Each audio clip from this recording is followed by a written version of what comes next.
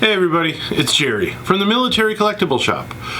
Just wanted to go over a couple things that we got in this week real quickly. Mark was oversleeping today, so I thought I'd try to nail out an episode. And since this was all stuff that I was driving around with in my car, I thought it would make a good little episode. Mostly American stuff. But a little bit of German, a little bit of Japanese. Go figure. Okay, without further ado, a lot of helmets this week, which is cool because I personally really like helmets. I'm a helmet collector. I've always liked them, and some interesting ones. World War I, U.S., and what's interesting about this one is it's actually I don't want to say engraved, but what they kind of did is they scraped away at the rough overfinish and put in the U.S. and the Lear for the band insignia. So this is a World War I bandsman's helmet. Kind of cool. Not the panache of a 2nd Division Marine or anything like that, but still pretty cool and actually probably a little rarer. Got a decent World War II swivel bail, front seam swivel bail M1 helmet, painted with the blue or battleship gray or battleship blue for the Navy. So that was always nice to find.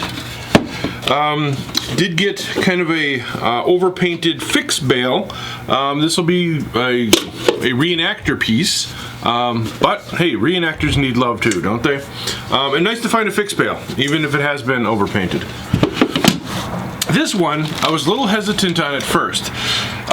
Medic helmets are sort of the bane of the helmet collecting world because everybody wants one. They're extremely rare, so there are tons and tons of reproductions out there that people have made up to try to fool unsuspecting collectors. What I liked about this one is this was actually a Vietnam era helmet, with the clippies and the finish and everything else. It tells me that it's a Vietnam era helmet, and the 4 panels show enough honest age without being overly aged. A lot of times the fakers will shellac things, rub things, hit them with a screwdriver, kind of bang them up. And that's where you kind of can tell the real ones versus the fake ones. Is the age appropriate with the rest of the helmet? Is the wear appropriate with the rest of the helmet? Wow, that's really hard to say. But anyways, after looking at this one, up close, in the sunlight, under a magnifying glass, under a loop, I kind of really like it. And I don't have a medic helmet from this period in my own collection, so I'm probably going to end up keeping this one. So that was cool. I was happy to find it. I got in a couple canteens, including the earlier flat top one, which is usually sought after by collectors, which is nice. This is kind of cool. It's a rigger's kit from Switlik. So that is what allowed the paratrooper riggers to pack parachutes. I don't want to break it, because I'm not a rigger. I can't fix it. So in there'll be paddles and things and pliers, the different tools that the riggers used to rig helmet, knife, awl, whatever. Anyways, cool with the little Switlik parachute thing on it. Got in an exposure suit. If your plane's going down, you're going in, put this on. Yeah, okay.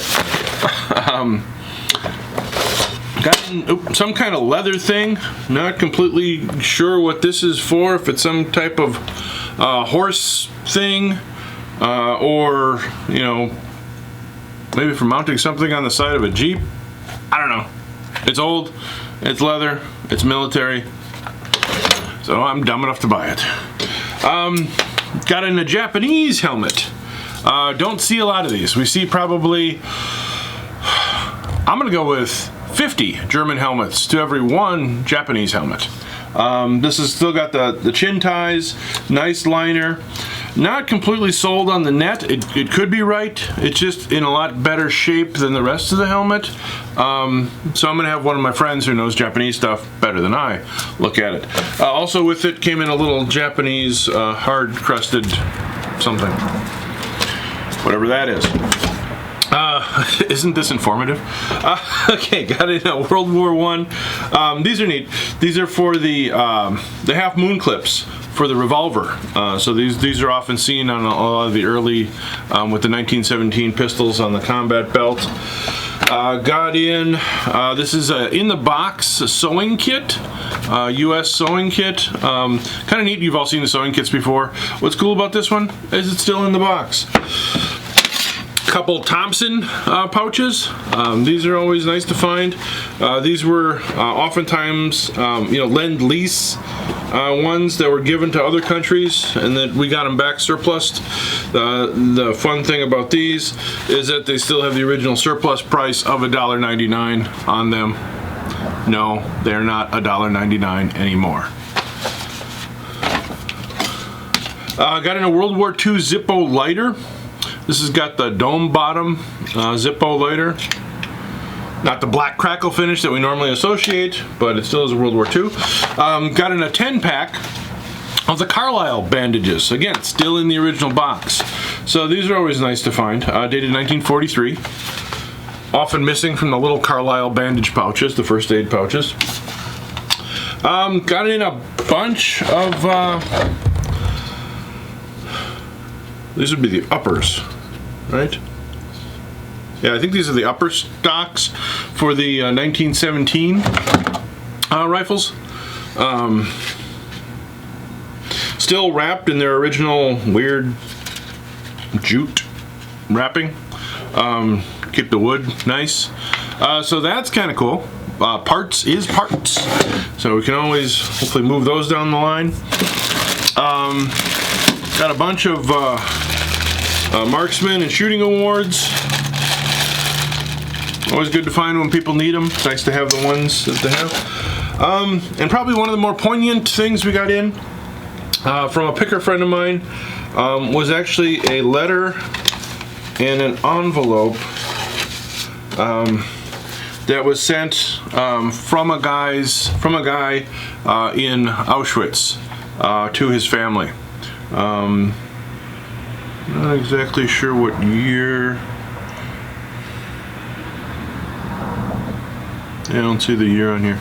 But basically it told you what you could or could not write, both on the envelope and on the letter. But he was able to send a letter home, and kind of tell about what was going on. So, an unfortunate reminder, of why we fight. All right. Well, I hope you enjoyed this quick little jaunt through some of the new stuff. We've got a couple more batches we'll be doing. So we might have a couple more videos hitting in quick succession than usual. But as always, thanks for watching. We love hearing from you guys. Thanks for the phone calls. Thanks for the emails. Thanks for the letters. A couple of you guys are actually letter writers. That's always kind of cool to get.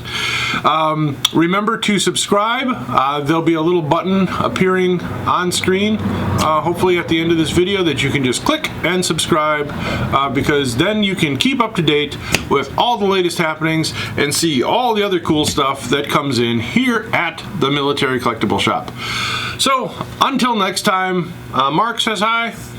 Hi. And thanks for watching. We appreciate you. Stay safe, and we'll see you soon.